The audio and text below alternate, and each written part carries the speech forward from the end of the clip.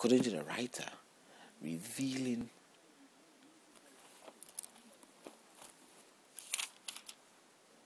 how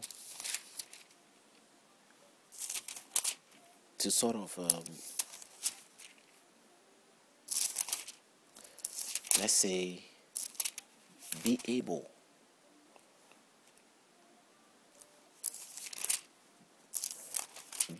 to sort of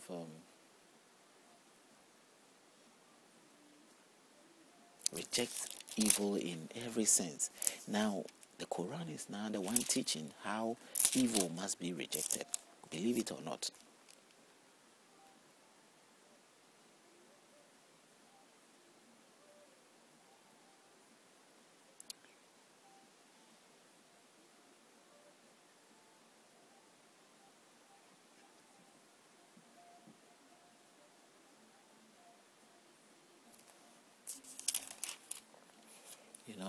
And if the Quran teaches for one to sort of see how to sort of reject falsehood, why would people who become Islamic ever in their life look elsewhere or try to give away their hope that they have in their book and do something else? The book has advised them, they believe it's God's word, all authority from God. Why would they think something else? No way. So this is some of the things that the book suggests.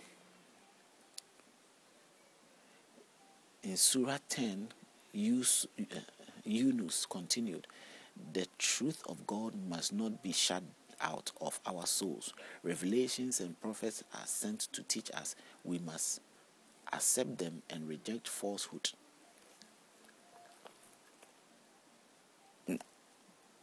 This is from the Quran. No? It's not me making these things up. If you go to Surah, Joseph asked his brethren to bring Benjamin with them next time.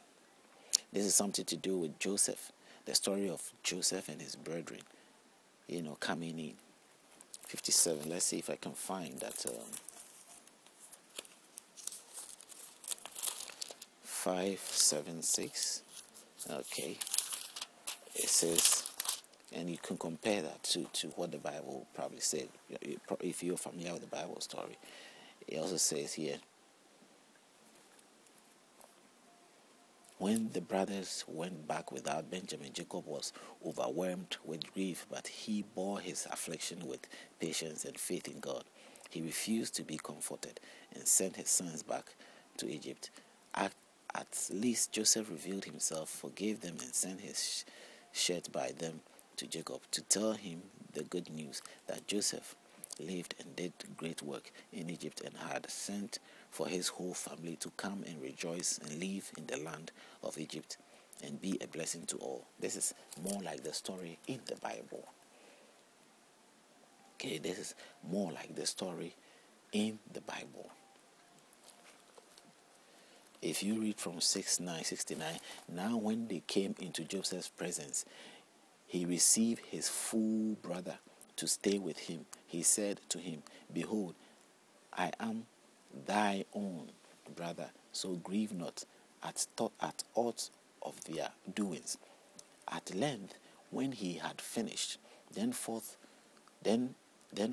with provisions suitable for them, he put the drinking cup into his brother's saddle bag, then shouted out a cry, O ye in the caravan, behold, ye are thieves, without doubt.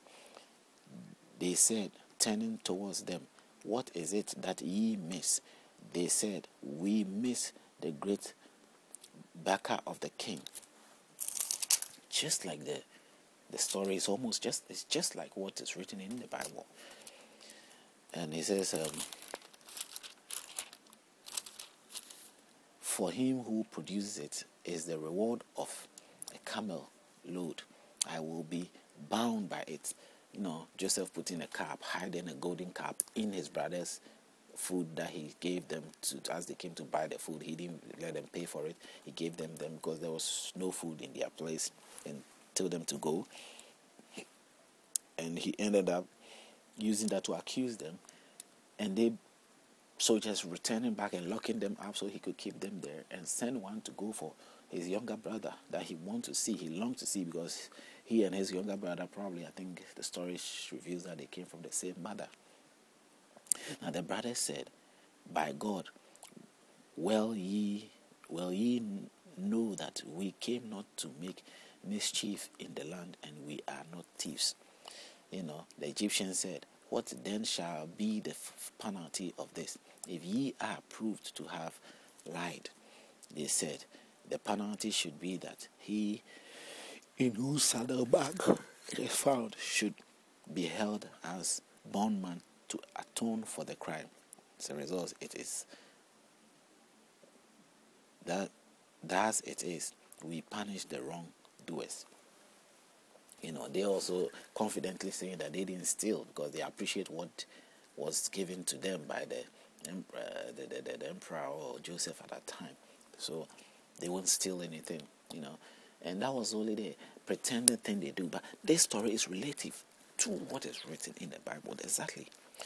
Now, where would the Quran or the people of this thing, if they don't share culture or family relations with the Jews, the Torah, that the Bible also picked these things from? So whatever spirit that spoke to, somehow is proving somehow that the descendant of message also came to them. They also have some descendant relations to the storyline. Just like your grandmother telling you the story of your family, these people have shared family relations with the Jews, and the storylines that they have here have relations to what is there in the Bible about Joseph. And I can give you the Joseph story. You can check the story of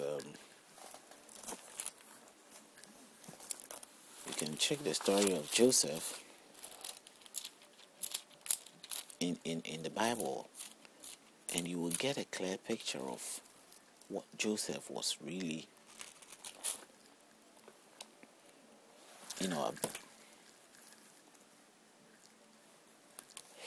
what Joseph was about, and if you look at the stories of Joseph and look at what the Quran is saying,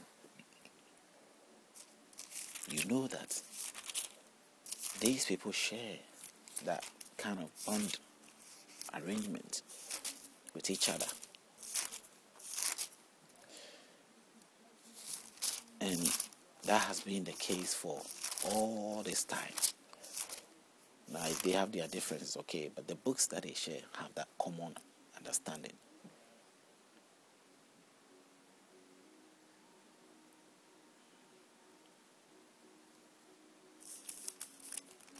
And we have to be able to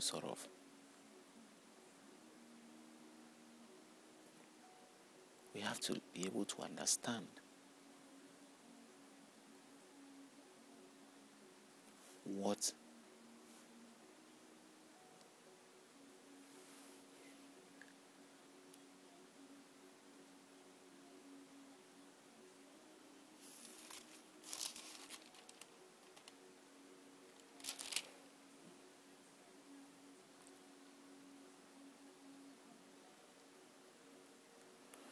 now it has to be understood how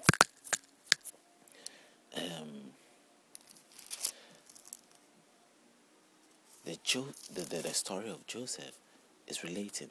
And if that is also those, and there's other stories actually that also relate to what the storylines in the Bible.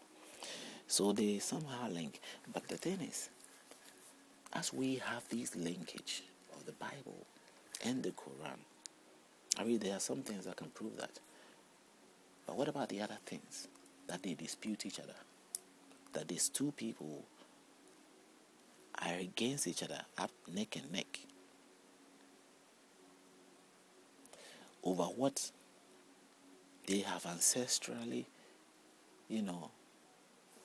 received from their God.